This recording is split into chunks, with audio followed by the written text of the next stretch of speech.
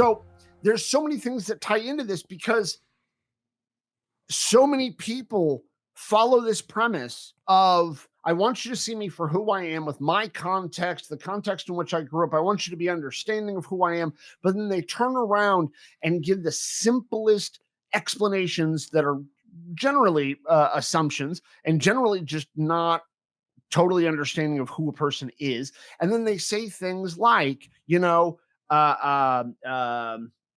being mean. Well, what did I say that was mean? Well, it just wasn't very nice to say. Yeah, but that didn't mean it's mean. Just because it's not nice doesn't mean it's mean. Just because you're not showing a great deal of respect for somebody doesn't mean you're disrespecting them. And actually, I just had this conversation with my partner about respect. She believes that all people should be respected just because. And I say everybody deserves some level of respect because they're human and born. But beyond that, I think people need to earn respect. And she doesn't believe in that. She doesn't agree with that. She actually believes that people should just have respect, period. And then we started talking about what it means to respect. And this is kind of where me and you started here, where we were talking about the meaning or definition of respect. But I also would like to throw into that the meaning or definitions of nice, mean, polite, bad, good. And the reason why is because they're all super subjective. But I think at the core of it, that causes a lot of issues socially for people, because it also means that other people are deciding for us or setting an expectation on us. I mean, that A, we don't know what that expectation is. And B, we can never meet that expectation because our version of that word, their version, are two separate things. And neither one of us are talking about what it means. Yeah, and I think as human beings, I'm a little warm from I think as human beings that a lot of and you would understand this probably better than I do because, this is kind of your wheelhouse, but I think evolutionarily speaking, there's a reason why humans default to that. It's easier for our brains. It's easier for us to not expend so much energy trying to think about things. It's easier just to, our brain kind of jumps to things. Like it's the same reason we put things into categories and we box things in, because it's easier for us to comprehend and to make sense of things if we can just easily put them into categories. Well, you're absolutely right. I mean, it's a natural, normal human thing to do, to categorize, to label, to put things in boxes. And one of the things that drives me crazy. Yeah, it was simple. Ooh, see, that's where I was going with it, is that word simplify. We've all heard the expression, the simplest explanation is usually and most often the right one. Yeah. You've ever heard my rant about that, motherfucker? Yeah. I'm going to give it to everybody else now, too. I think I've said it on the show maybe before, but I don't fucking know. I'm going to say it again. So, and actually, I might not even go into super detail on it. But anyway, so that expression comes from a fucking monk. It comes from a fucking priest, okay? A fucking Catholic dude who lived in a monastery. Now, I don't know 100% his history in life or the books he's read, but it was many hundreds of years ago this dude said what he said, and everybody and their grandmother seems to think this is how we explain all things in the world. But quite frankly, based on the information that dude had at that given time, how in the fuck can we listen to what he had to say based on human complexity? Because dude literally gave everybody a fucking excuse to write off everybody else's context to a situation, because there's always more to it than what variables we see in front of us, right? There's always more than what we know that could be tying into something. And yes, this is one of those subjects that irks me so much, because I listen to and I hear people degrade, demean, diminish, put down so many people purely because they say, well, that person's lazy, that person's not trying hard enough, that person's an addict, that person's of this, that person's of that. And they're not taking into account the context fully of that person. I would also like to mention, case in point too, like when we see on TV something happen and we immediately go, well, that dude's crazy. Like, that's the simplest explanation possible, but that doesn't encompass the totality of what could be why. Yeah.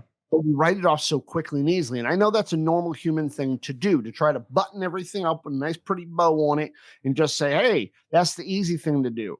But when dealing with human beings, it makes us far less empathetic and far less compassionate if we're just doing the simplest explanation. Yeah, so I want to delve into this a little bit more, but first, I just want to say welcome to On the Spectrum podcast. My name's Steve, and this is Nick. And if this is your first time listening to us, we delve into a lot of topics about autism and being on the spectrum, neurodivergency, neurodiversity, and all that fun jazz.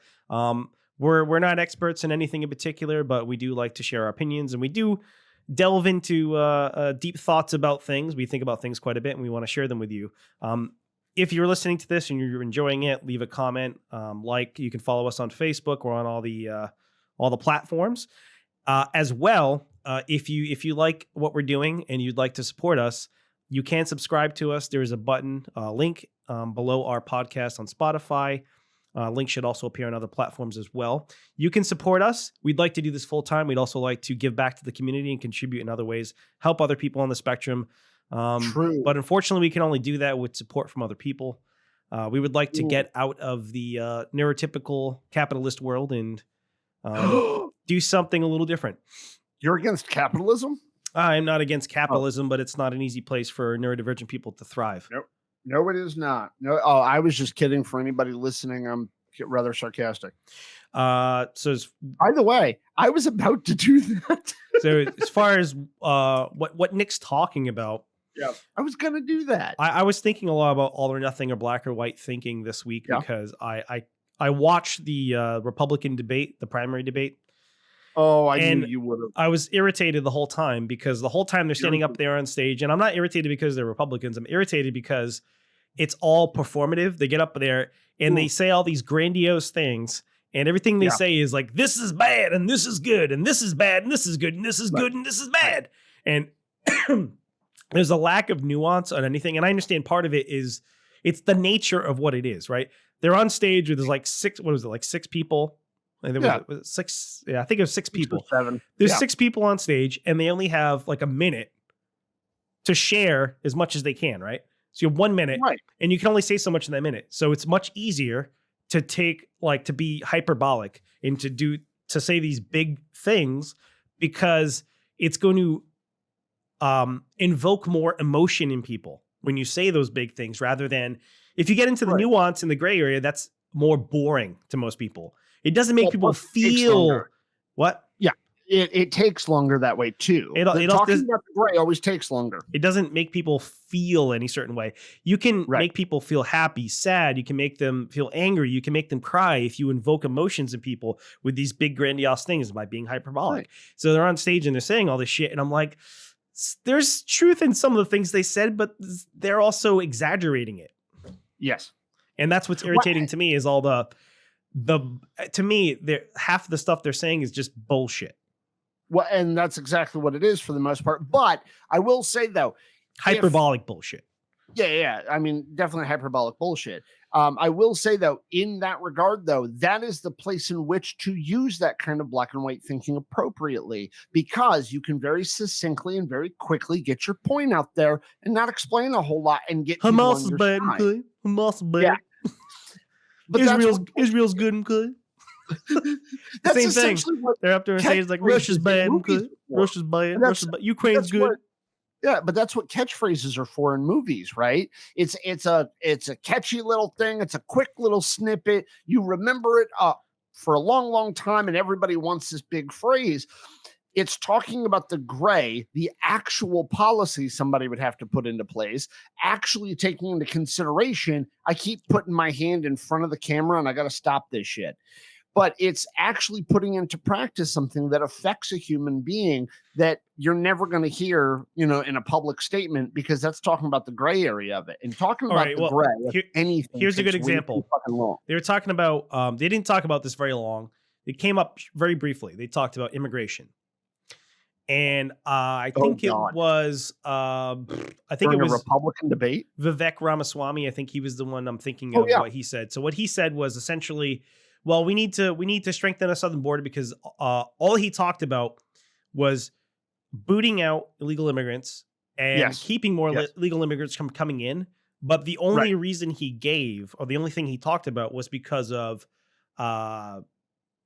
fentanyl and drugs coming over. And he was talking about all the he was talking about all the overdoses from all the fentanyl that comes in from Mexico. He's talking about I think he said it was like 70,000 people overdosed last year from fentanyl or something like that. And he's talking about all the thousands of people that die every year from fentanyl overdoses from fentanyl that comes from Mexico. And he also mentioned fentanyl coming from Canada. He said a lot of it's coming from the northern border too now. Yeah. Anyway, I'm not saying agree or disagree either way. I'm just saying, but the point is that because you're simplifying it down to one thing, you're associating all of those illegal Mexican immigrants with fentanyl coming over the border, even though it's just a small amount. It's the cartels and it's a small amount of people doing that stuff.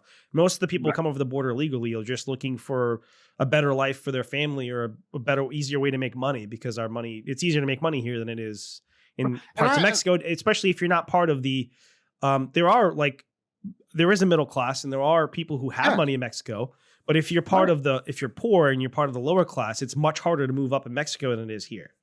Oh, drastically. Nobody in Mexico could possibly start a podcast as easily as it is in America. Yeah, they could, as long as they have an internet connection. Sure. So I was just making so I was always under the impression that it's actually not as many Mexicans that are crossing the border as people from like Central America and South American countries. There's a good mix. They were coming much further. They were coming from people use the Mexican border, but the point is that you're simplifying it down to one particular point. And yes, that is one of the reasons why a lot of people want to strengthen security on the southern border to prevent drugs from coming in. But I'm just saying that I don't know. Why. Like it's one small thing you're focusing in on, but the questions weren't about the drugs; it was about the people. And so now it was about the immigration itself, right?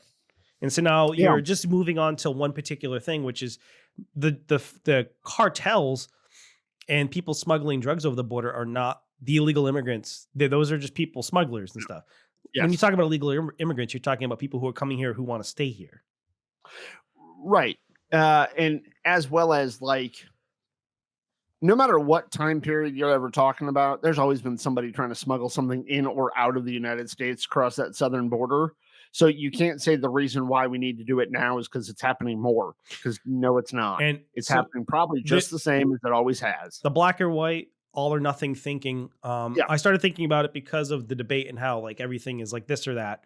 And it kind of led me into this train of thought, thinking about just how everyone is so. I was actually thinking about writing a blog post about this, but I haven't done it yet.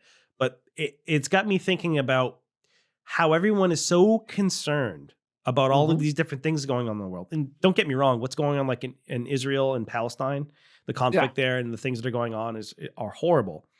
But at the end of the day, like it doesn't directly affect any of us, at least not at this moment. And like people are so emotionally invested in these things that don't directly affect them. And a lot of it is a distraction. And I have a few things to say on this. One, it's okay to not have an opinion or to have to voice an opinion. A lot of people open their mouth and say things when they have no fucking clue what they're talking about. And I find that extremely frustrating because like, I think as Americans in particular, we feel like we have to have an opinion on things. We have to share our opinion, even though most of the time your opinion doesn't fucking matter because most people don't even know what they're talking about. So it's like, it's okay to just say, I don't know, or not open your mouth if you don't know what you're talking about. But people start talking, saying shit, and they have no clue what they're talking about. None whatsoever. And people are so emotionally invested in these things. And I think part of it is like, people don't even form their own opinion. Or let's say you're a Democrat, right? Yeah. And let's say we were talking about immigration. Okay. Let's say, I was going back to like the whole Palestine-Israel conflict that's going on right now. So let's say that you're a Democrat, and let's say most Democrats are more sympathetic towards the Palestinian cause, right? Sure. But you're a Democrat who is more pro-Israel. You might not want to come out and say what you actually think because you're too concerned about the optics in your party. And I'm not just talking about people who are members of the party, but people who identify as a Democrat or identify as Republican. If you're a Republican and you're more sympathetic to Palestine, you might not want to come out and say that because, well, you're not a real conservative, you're not a real Republican because you have to toe the party line and you have to fall in line with what your box is, and people like have to support their team. And I know we talked about this on the podcast before, but I think because of all of this, we ignore all of the real things that are going on around us. And you have all these people who are suffering quietly and who aren't getting attention, and we're ignoring all the problems around us, mental health, addiction, and all these different things that are going on, because we're so concerned about all this shit that doesn't directly affect us. Mm. And we're investing all of this emotional and mental energy into these things that we can't. It's not even just that it doesn't affect us, because people might have family members who live in these countries who are affected by it, but it's that a lot of it is beyond our control. And we ignore all of the people who are suffering around us, the homeless guy on the street, the drug addict, the people with mental health problems. And I will say, I will give credit to some of the Republicans in the debate. There were a few of them, Chris Christie and a few other who actually mentioned, although I don't know if they're just bringing up just for brownie points, but they did made sure that they were talking about, like, I think Chris Christie said that we need to spend more money and spend more time helping people with mental health mental health problems and drug addictions. We need more addiction counselors. He said we need to spend more money on addiction counseling and actually helping people rather than just trying to spend money fighting against bringing drugs in here. So whether he actually meant that or not, I don't know. But like the fact that they mentioned that, I want to give him brownie points for that. But I would too, especially because it came from Chris Christie. Yeah. No, I agree with you completely. And you're right. We got to stop focusing, or in a large part, stop focusing on these major things that really don't matter a whole lot. Kind of some of the stuff I was talking about actually ties into mental health a great deal, because us being on the spectrum, some of our behaviors by some people are considered rude, are considered disrespectful, are considered mean, but we're not being any of those. And that's one of the things that I was trying to get at with it, is people with mental differences have tendency to be automatically viewed that way. And in a lot of ways, we don't have as much, I don't necessarily want to say as much control over it as other people do, because I think the standard itself to hold people to is kind of skewed in the wrong direction. But we're basically saying to somebody, you have to fit into a box or else. And it's the or else part that kind of gets me off quite a bit, because like the more and more we've been doing this, and the more and more I'm looking at different aspects of people. Like, I've always been into human behavior, right? I've always studied psych in one capacity or another, but it's getting to a point to me that, like, so you're talking about like major political issues or major talking points in the news and stuff, but I even take it as far down to, we hear people, even other autistic creators, content creators on different stuff, talk about how we as autistic people need to XYZ, but then I hear them shitting on somebody else, or they're not a real one thing or another. And it just gets me thinking that, like, we all do this shit and we're all forgetting our fucking context a little bit. We're all forgetting we're human. We're all forgetting we're all fallible. We're all forgetting that we all have our ignorances. Like, there's areas that we're all ignorant in. Like, none of us. Have you ever heard of the no true Scotsman fallacy? I don't know what that means. I can assume, but I don't. No true Scotsman fallacy is kind of what you're talking about. It's like, okay.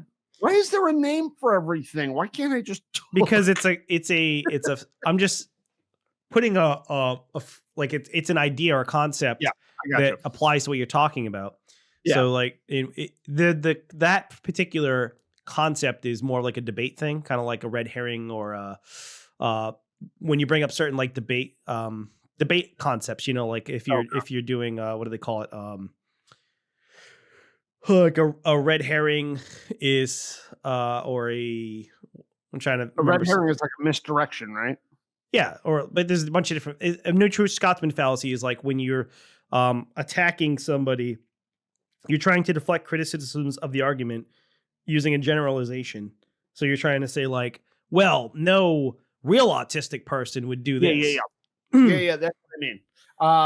And actually, the person who spurred me to kind of think about what I was talking about before about the definition of respect and all of that, and like, and then tying it into this whole like trueness thing.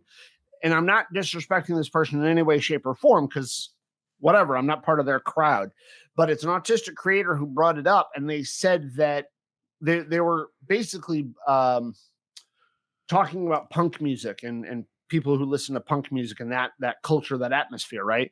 And it was just one specific statement in their one specific sentence in their thing of like no true blah or something to that effect. And I'm not insulting them in any way. I'm not downing their street cred for being punk music or whatever, because I'm not part of that scene. I don't know shit about it. But it just kind of spurred me thinking about a lot of this in conjunction with like the questions that I sent you. What is a lack of respect, right?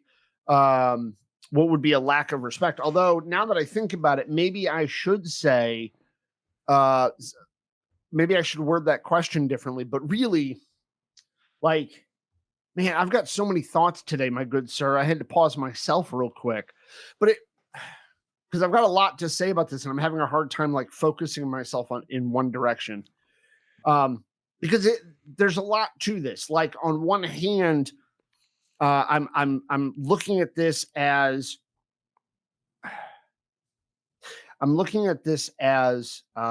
the social expectations that are imposed on autistic and neurodivergent people, and we don't know the rule book 100%.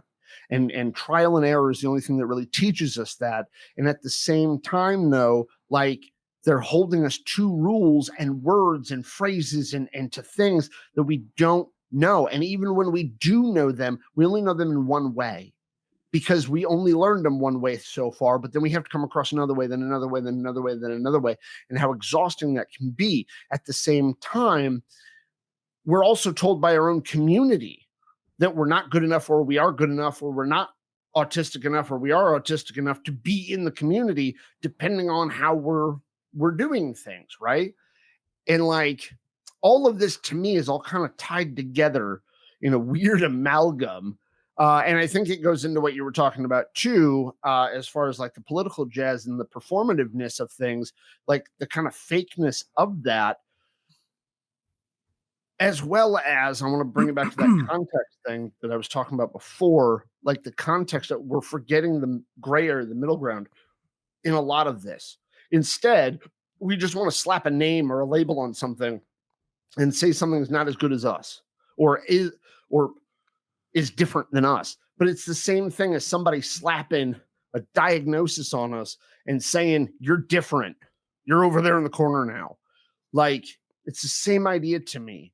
Like when we write somebody off as ignorant, or if we write somebody off as racist or sexist or any of the ists or isms or whatever the hell you want to say, the second we slap that on them, that's all they are. But they're also more than that too. And I'm not saying that we show more respect to people, period. At the same time, maybe we fucking should. But I am trying to say, and thank you for letting me kind of work some of this out, Steve, as I kind of vocalize it.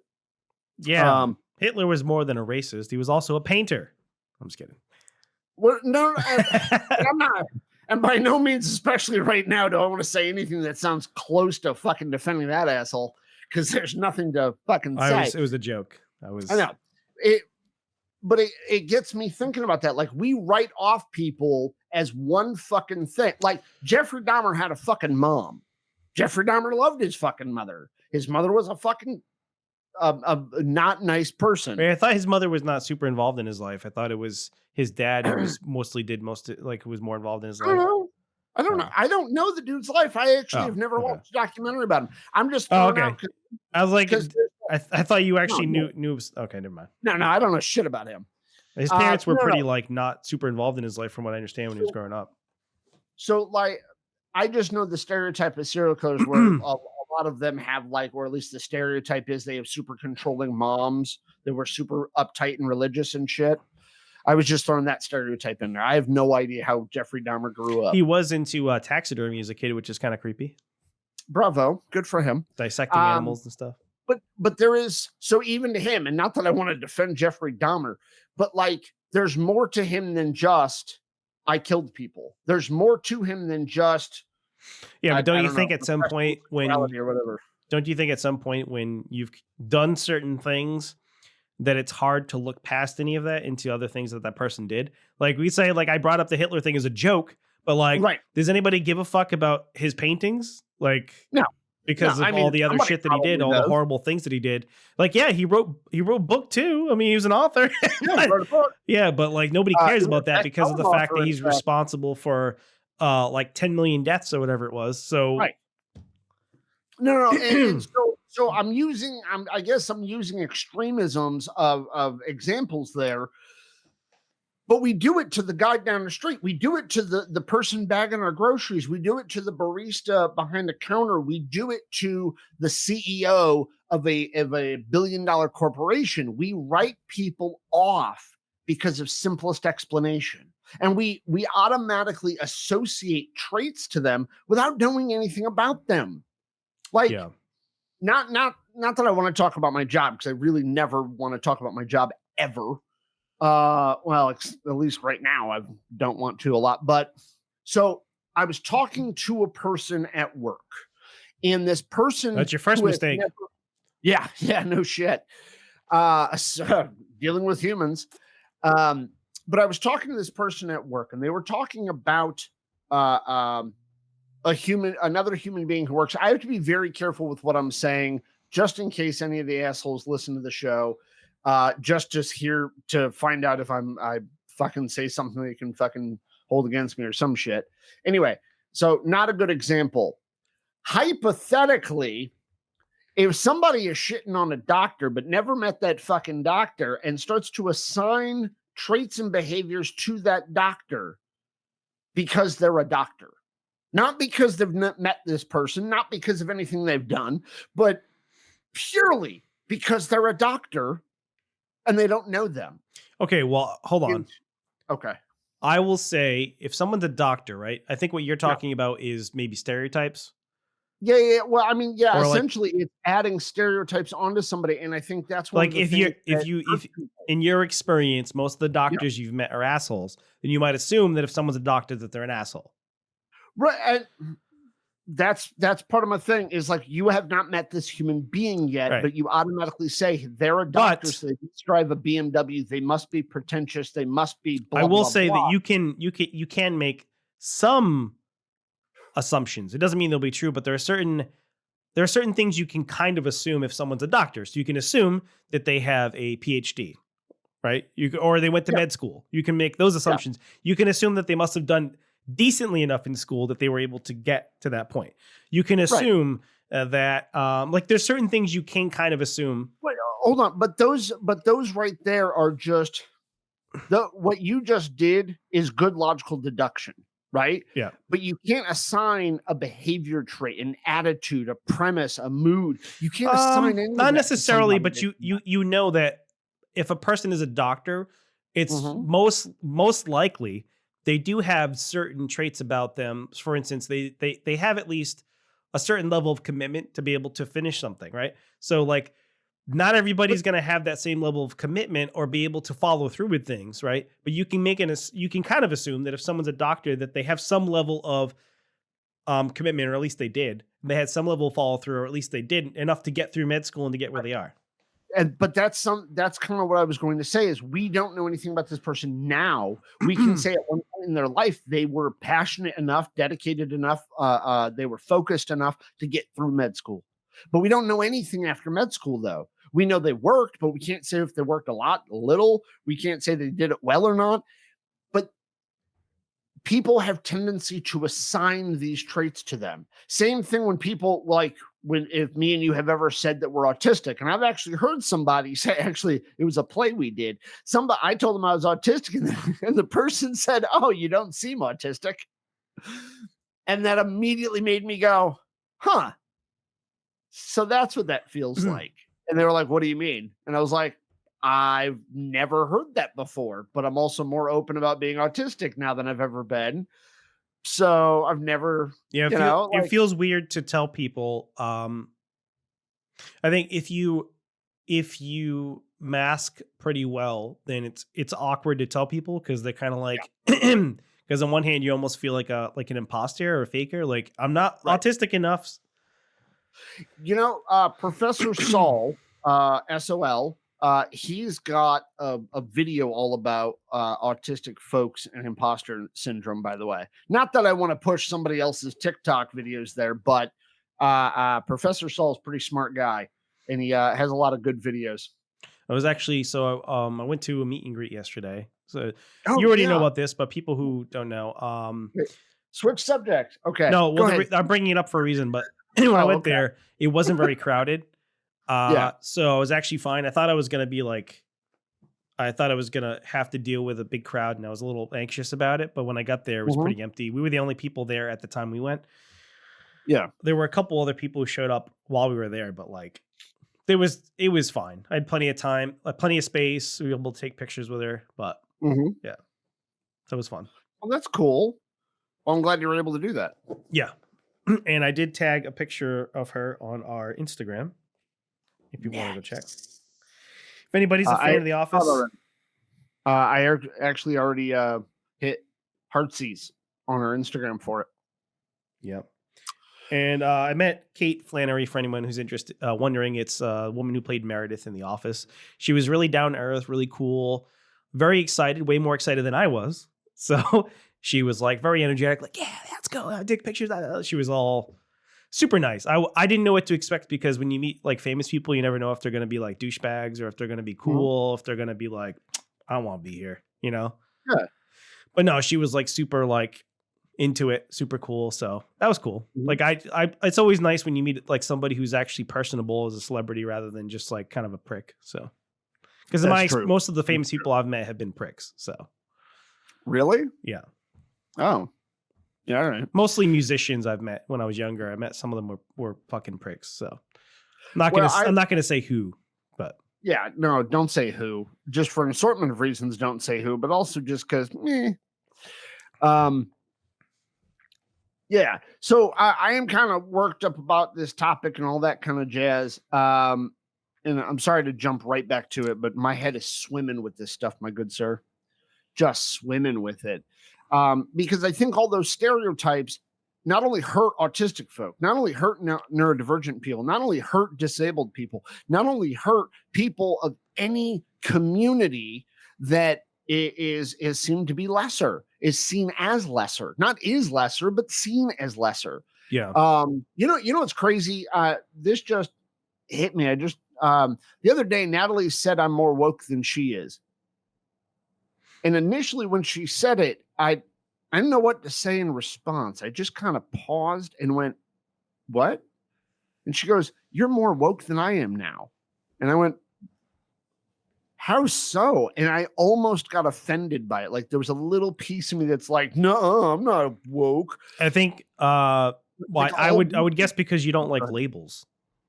Well, yeah, well, that's part of it. But so I've been thinking about it all weekend, right? Because I was up in Maine. I was visiting my kids up there, and Still amazed I that we was let thinking you about have them. what? I'm still amazed that we let you have kids, but Me too. I'm wicked amazed. as a society, I don't know how we thought that was a good idea, but I mean, whoever dropped the ball on that vote, you screwed up somehow. Anyway, should have had you snip at 18.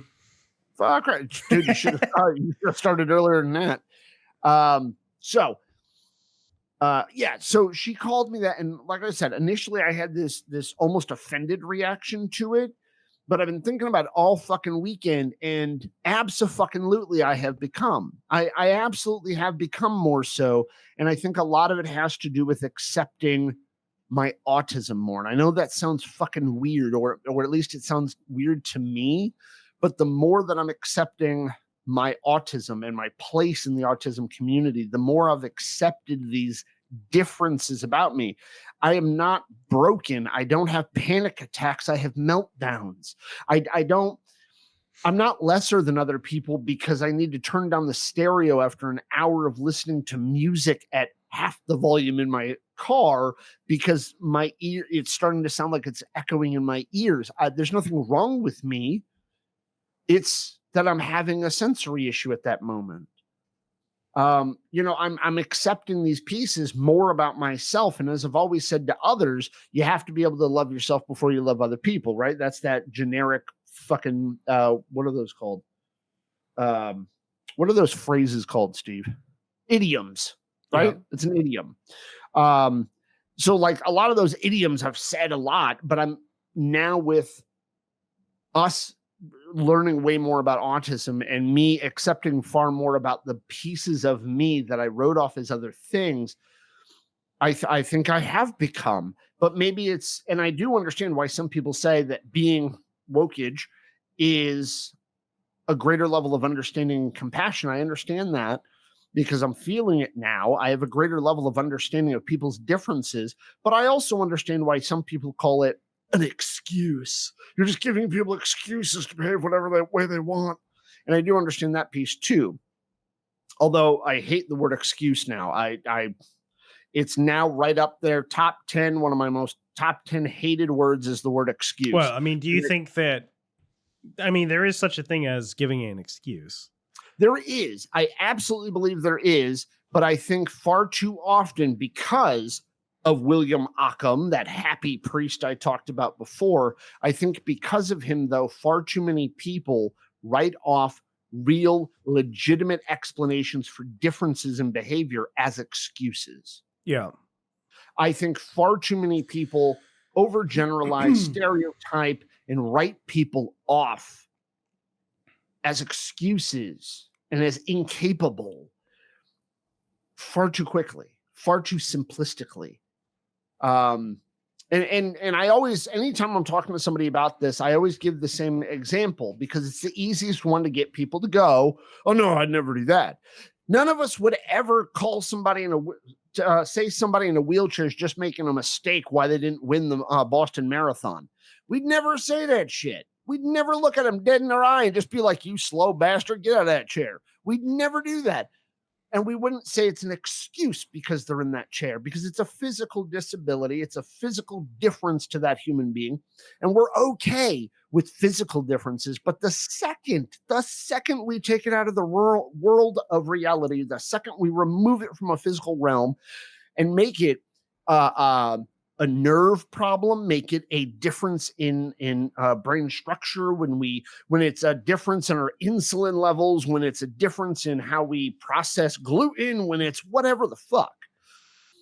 The second somebody cannot see the physical object helping you, my glasses are an accommodation to be able to allow me to function in life, because without them, I am lesser functioning in life.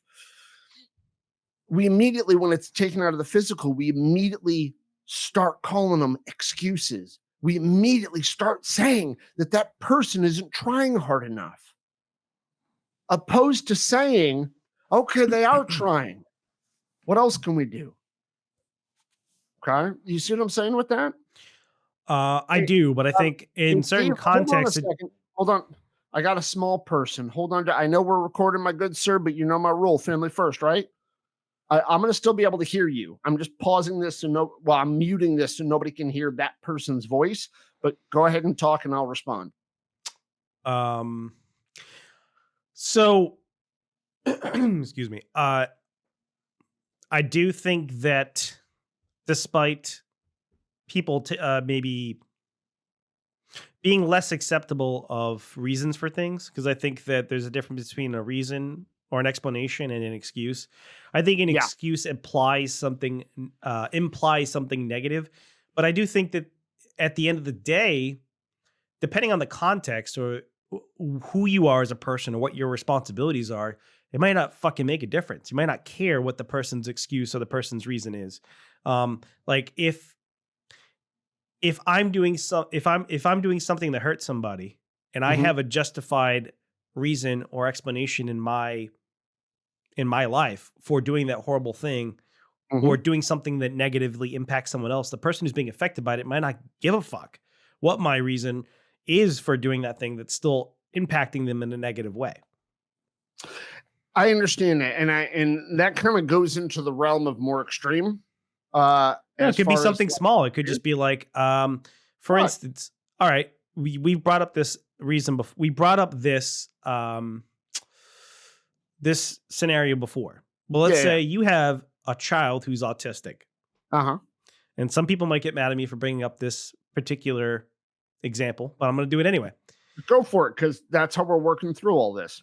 So let's say I have somebody who's a child who's autistic, and they happen to be a very loud autistic child, right? And let's say I'm trying to think of the location doesn't matter. It could be let's say we're out in public.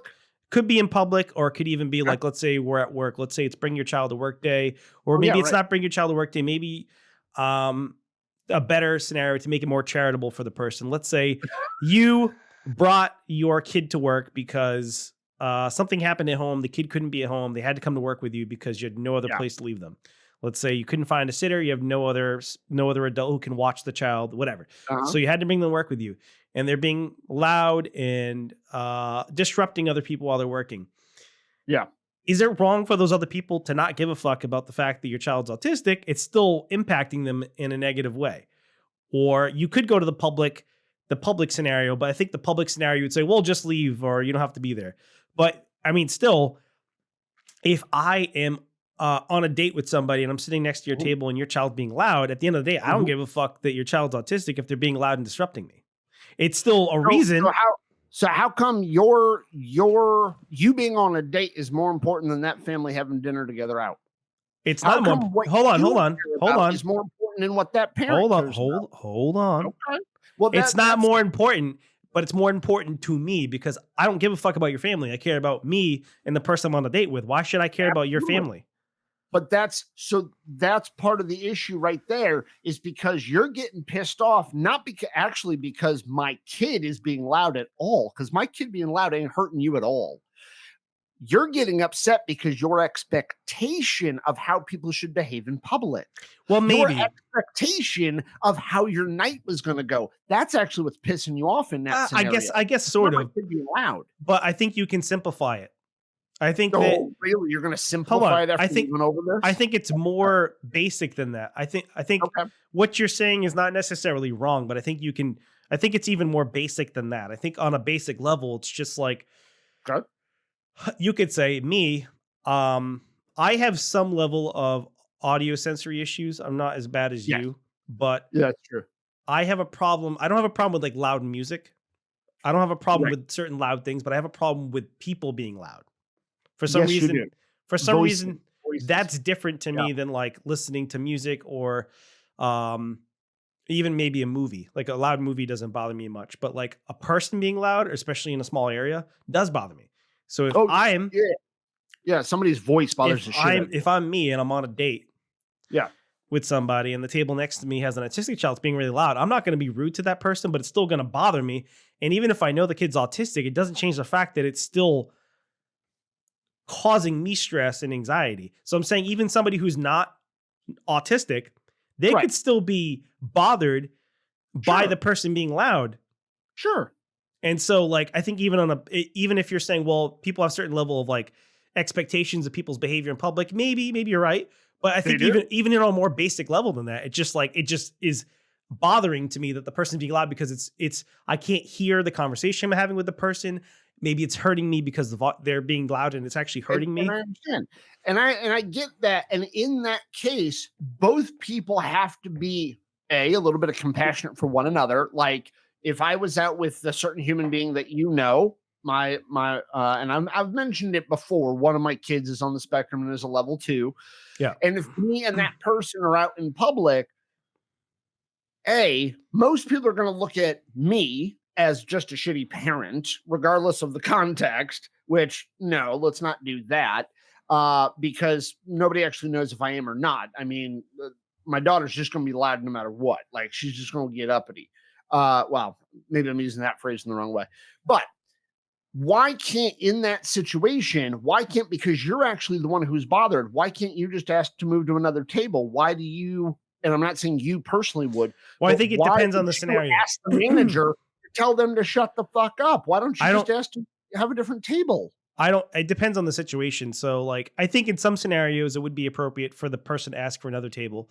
I think you being upset by it. Okay. Sorry. I think it depends on the situation. So for instance, Yeah, I think in some scenarios it might be appropriate to ask for another table for the person who's being bothered by it. In other Uh-huh. scenarios, it might be more appropriate for the other family to move. It depends. So, for instance, if you're in a restaurant that happens to Mhm. not have a lot of, let's say I'm at a table for two people and there's another table open, but it's a table that fits like six people. It might make more sense to, instead of moving the couple to that 6-person table, to just move the family to that No, no, no. table. I Um, agree because the parents should also be amenable to this too, by the way. I think both people need to be a little bit adaptable to this. But right. unfortunately, one of the two human beings in that scenario is going to get egotistical about some shit and get a little indignant and just be like, why should I have to fucking move? I sat down first.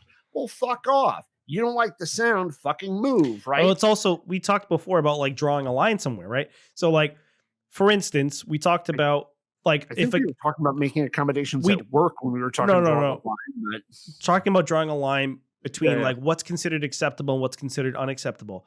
And it's not an Sure. easy place to draw a line because let's say you have a child who is on a similar level and they come up and they're Mhm. very handsy, very touchy. There's a limit to how much, as a person who's either a friend, family member, or even a stranger, how much I'm going to accept that kid touching me, even knowing that they're autistic. At some point, I might need that person to stop. Or I think we both agreed before, like if the person's violent, we don't Yeah. expect people to be acceptable, even though like there's a reason for that person hitting you, but it doesn't mean that I have to be okay with it.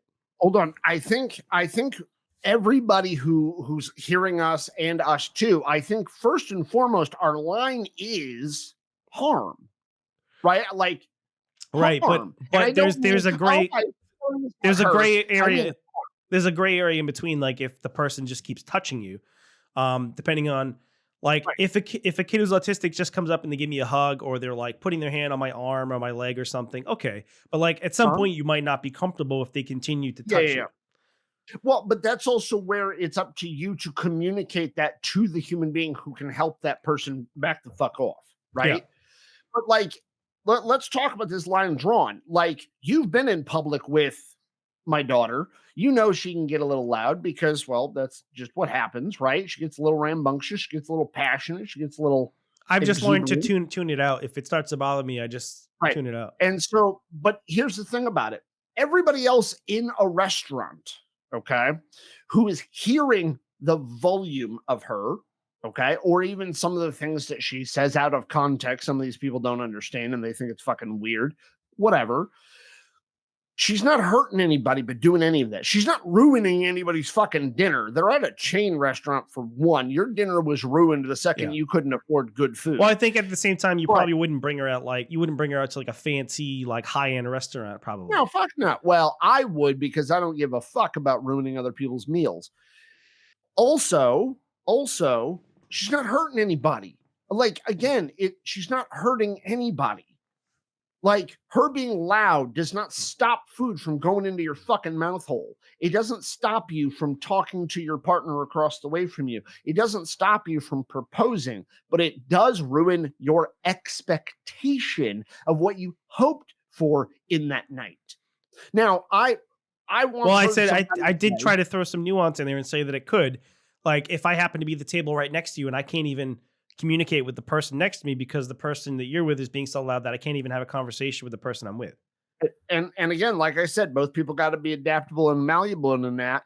And if the table is large enough to accommodate the family moves. If it's if And say, hey, it like, would be I easier to understand that move the you're couple, move the couple. I understand that your little one wants to be as loud and that's how she is, but like I'm at the same time I can't hear my partner right now. We're trying to have Okay. a conversation, we can't hear each other.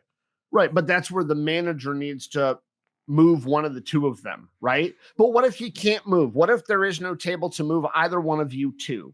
Again, you're in public, You either deal with it or you leave. I mean, at that point. right? And that would be up to you to decide at that point, right? If you Yeah. were the person being affected by Now, it. if it was me and I was having sensory issues and the person Yeah. was being so loud that it was bothering me at that point, I'd probably just Uh-huh. leave. Because at that Yeah, yeah, point, what am I going to do? I can't move anywhere. I'll just go eat somewhere else because I can't deal with the person being too loud. right. And But even your daughter, I'm used to her, but sometimes right. it's when it's quiet or she's quiet, then all of a sudden she just gets loud out of nowhere. That's usually when it Yeah, oh, bothers yeah. me. It's like she Oh, just all of a oh, sudden loud. If she's loud but it's constant, it doesn't bother yeah, me. But it's when she's just loud out of nowhere, and I'm like, because yeah, yeah, yeah, it's the yeah, shock of it. I'm like, yeah. When I get woken up at 2 o'clock in the morning because somebody's hitting a fucking high ass note out of key, like fucking holy shit. that's when Um, it's jarring. Is I think the yeah, word. It's yeah, jarring. So yeah. like for me, that's when it kind of I'm like, ugh. But So because I often see people give those judgmentally faces to other families and other kids, and I see all the especially older folk do it, but some younger folk do it too when they don't have a lot of experience with kids. And I really believe, like, if somebody's doing something in public that ain't hurting nobody, all right. then fucking let them. I have Like, another fuck scenario for 'em you, alone. but this Yeah, scenario please. is also personal. It involves the same person, but it's Oh, on all the flip right. side. It's on the flip side.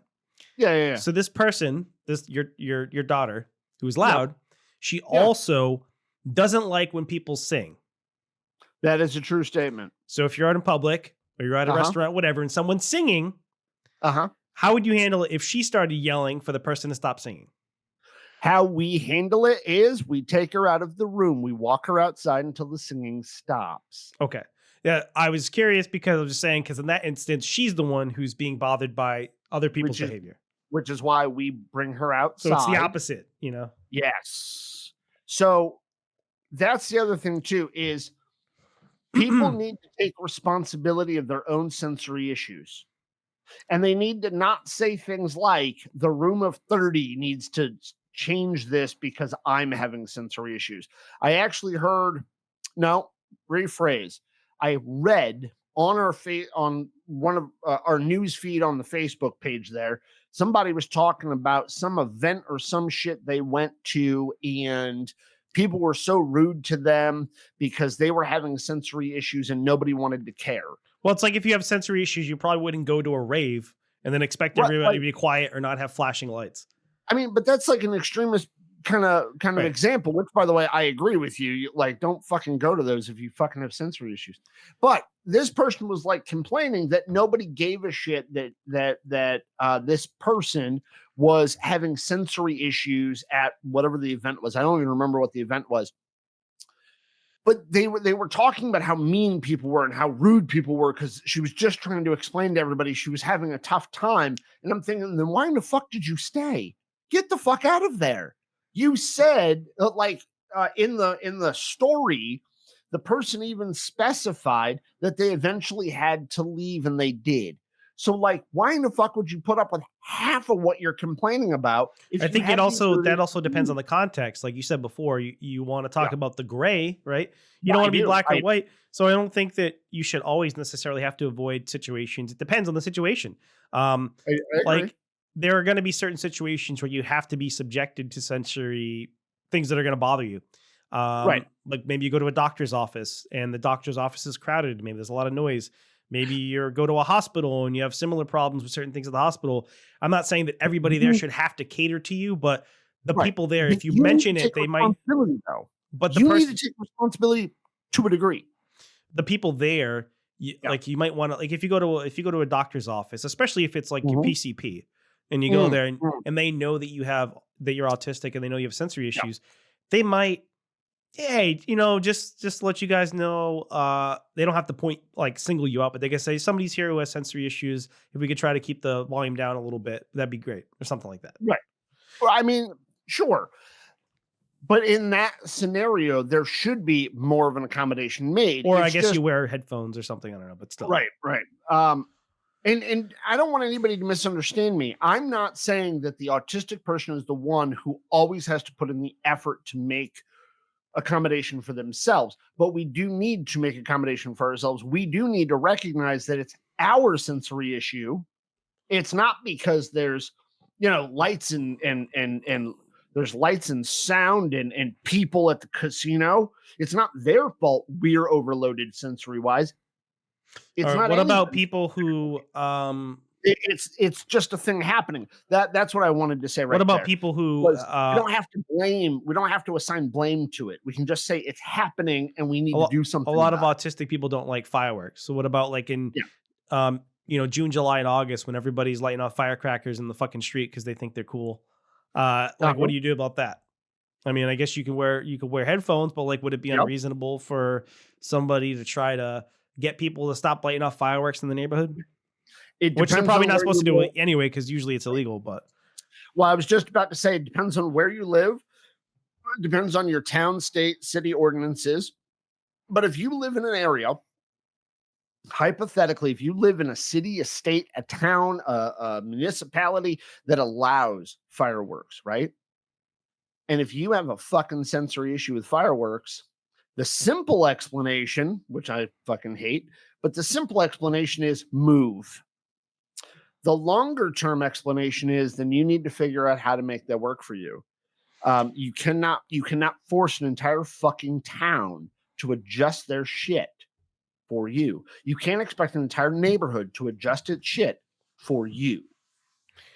well, I have seen there are, like, you've been to neighborhoods where they have signs letting you know that there's an autistic person nearby. But if there's no municipality, there's no state, town ordinance, there's no law against doing fireworks, people are going to do it whether you put up a sign that says please no fireworks after 9 o'clock.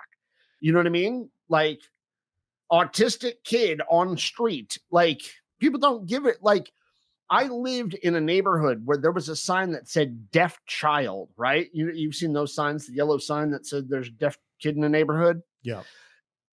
People still sped down that damn road. Like, the whole point of the sign is to tell you to go slower because there's a kid who ain't gonna hear you coming. People still sped down that fucking road because they don't give a fuck, because they immediately say it's somebody else's fucking problem. They immediately say it's somebody else's responsibility to take care of that person. And it is ultimately somebody else's responsibility, but we also need to know where our responsibility lies. I would say that applies to when we as level 1 autistics are having sensory issues. I think that applies to the caregivers of a level 2 or 3.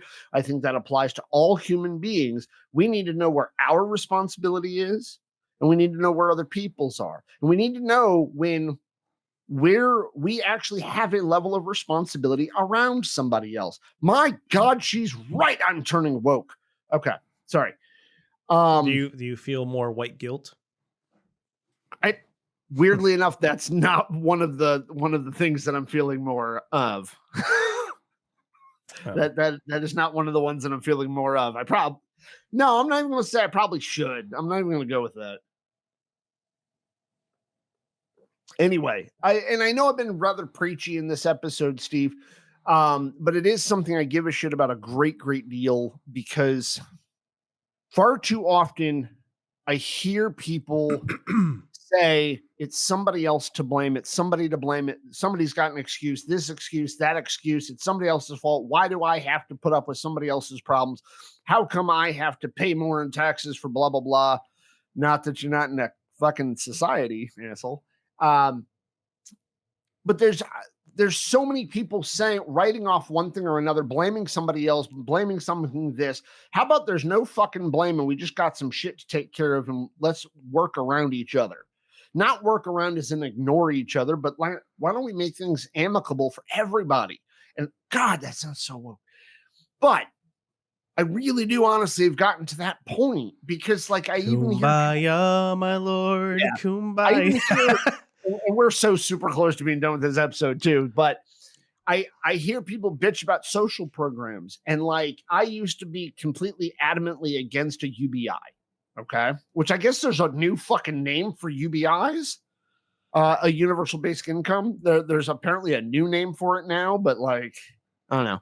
Anyway, but like I've heard people who are adamantly against the idea of it, but like every time I look into it, every time I look at both sides of that argument, pro and con of it, like more and more, I'm like, God damn. I think it would make sense if you get rid of it. If you were to put something like that in place, I would reduce other social programs and replace it with the UBI. So like that's exactly what you would do, though. That's like exactly replace, like, instead of Social Security, you just have UBI, or like instead of certain welfare. Yeah, like get rid of certain welfare programs. Like maybe all of them. You might be able to keep some of them, but I would say like you were to replace most of them. In my you opinion. wouldn't need to keep any of them though. If we had an appropriate UBI, Steve, like nobody would need. I think we should get a UB40. After this episode, I might just need a 40. No, so I know we're rounding down and stuff. So and UB40 is the red wine group, right? Yeah. They're that one. Yeah. I have so much more to say about all of this. We'll probably touch base on it in other episodes as well. And I know we're running short on time, sir. I've got to go feed a kid. You've probably got to go feed yourself. I ordered pizza allowing today. me soapboxing time. But are we getting close to time, my good sir? I can't see the time from here, to be honest with you. All right. No, I know we're more than an hour, so all right. Little over an hour. Yeah. All right. So because we got to wind down a little bit, everybody. Let me just sum up with when you're out and about, don't make assumptions about other people. Like, try to think about their context. If not, talk to them and find out their context, because it's usually not the simplest explanation. It's usually the right one. I swear to God, if I could time travel, I would punch William in the goddamn face for coming up with that fucking statement, because it's not usually the simplest explanation. Is usually and most often the right one. It is not at all, especially when it comes to human beings. There's so much more to a human being to consider than just whatever bullshit we want to assume. So be kinder to another human being. God, I'm fucking woke today. Sorry. Nice. Blowing my mind how fucking bleeding my heart is right now.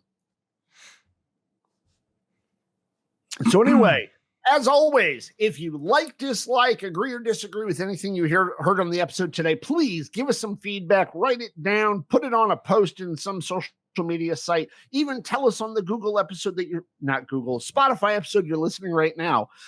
If you could, that'd be much appreciated.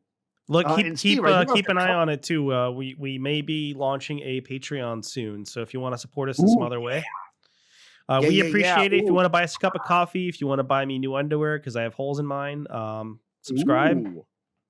Yeah, Nick needs to shave. I don't know if you can tell, but please help us out if you can. Also, give us some feedback. We'd like to know. Steve, I do want to compliment you on your opener today, because I was about to do it, but you got to it first. Good. I was going to do it about 5 minutes beforehand, but you wouldn't shut up. So I ramble. I was waiting for a moment for you to actually take a breath, for you to breathe for a second so I could start. I told you once upon a time, I write how I talk, right? And I'm really shitty with punctuation for a reason, because I don't fucking stop to breathe. Because you don't actually use punctuation when you speak. You're just like one giant run-on sentence. That's right. It's just one run. So I went to the store and I got a glass of water, and the glass of water tasted great, and I had a hot dog with it, and the hot dog was great too. And just keep going. Yes. Like, Nick, where's the fucking period? But anyway, thank you very much for listening, everybody. We will talk to you soon enough. Bye. Bye.